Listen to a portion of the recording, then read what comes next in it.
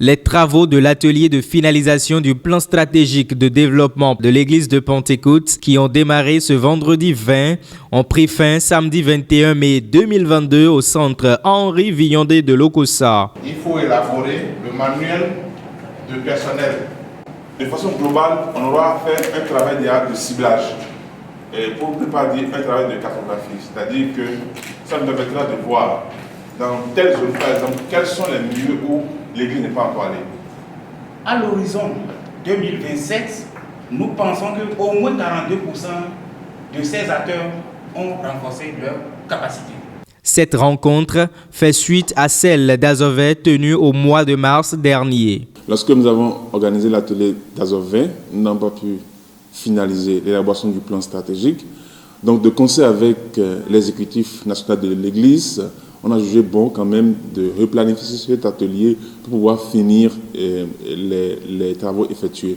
Donc, je peux dire globalement que l'objectif de cet atelier était d'abord de relire les travaux effectués à Azové pour voir s'il y a des choses à retrancher, des choses à ajouter.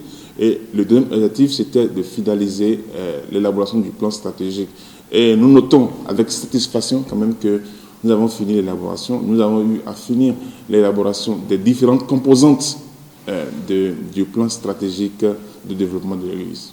In fine, la commission ad hoc, dirigée par Jean Satik Bondje, aura à déposer un document structuré en 4 orientations stratégiques.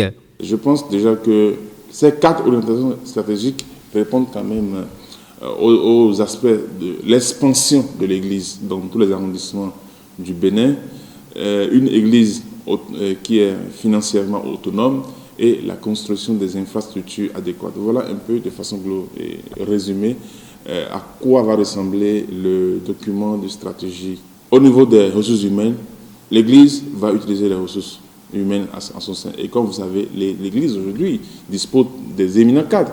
À plus de raisons, quand je prends la commission ad hoc qui est chargée de l'élaboration du plan stratégique, ce ne sont que des fidèles de l'Église de Pentecôte. Donc, en matière de ressources humaines, il y a des compétences au sein de l'Église qui peuvent vraiment accompagner la mise en œuvre de ce plan-là. Il reste comment les mobiliser pour vraiment sa mise en œuvre.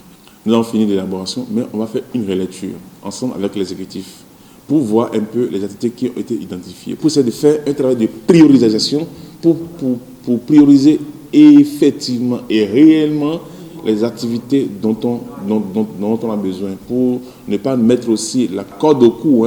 Donc, nous allons faire ce travail de priorisation pour vraiment cibler les activités qu'on va mener dans les 5 ans à venir. Élaborer un plan stratégique de développement pour l'église de Pentecôte aujourd'hui n'est plus que le vœu cher au président Olachi seul. Il se réjouit de l'adhésion des uns et des autres et appelle les multiples bénédictions du Seigneur sur tous les fidèles de l'Église. À l'endroit de nos chers fidèles, nos valeureux fidèles, je dis d'abord merci à Dieu pour leur vie, parce que nous avons compris que chacun des membres de l'Église de Pentecôte s'est levé pour que l'Église aille de l'avant. Je prie que le Seigneur déverse sur chacun des membres de l'Église de Pentecôte ces multiples bénédictions, afin que d'ici à là, l'Église de Pentecôte au Bénin change de visage plus que ce que nous avons vécu jusque-là. S'il est vrai qu'il est grand temps de doter l'église de Pentecôte d'une boussole, il est aussi primordial de garder à l'esprit que la mise en œuvre du plan stratégique de développement ne coûtera pas que des apports spirituels. Nous prions que le Seigneur aide ceux-là qui seront diligentés pour piloter ce projet, afin que nous puissions avoir et des sources à l'interne et des sources de l'externe pour pouvoir permettre à ce que ce projet connaisse un heureux aboutissement. De sources bien indiquées, on apprend que le document sera définitivement prêt au mois d'août selon les prévisions de la commission ad hoc.